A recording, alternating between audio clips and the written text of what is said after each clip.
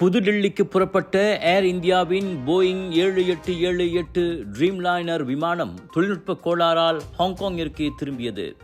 முன்னதாக நேற்று நண்பகல் 12:20 மணிக்கு ஹாங்காங்கிற்கு அந்த AI 315 விமானம் புறப்பட்டது.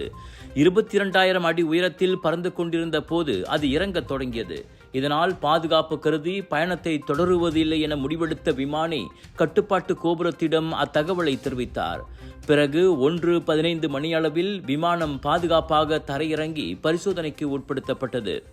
ஒரு மிகுந்த முன்னெச்சரிக்கையாகவே அந்த நடவடிக்கை எடுக்கப்பட்டதாக சுருக்கமாக கூறிய ஏர் இந்தியா மேற்கொண்டு விவரங்களை வெளியிடவில்லை. கடந்த வாரம் இதே ரகத்திலான போயிங் விமானம் ஒன்று லண்டனுக்கு புறப்பட்ட சில நிமிடங்களில் அகமதாபாத்தில் விழுந்து நொறுங்கியது.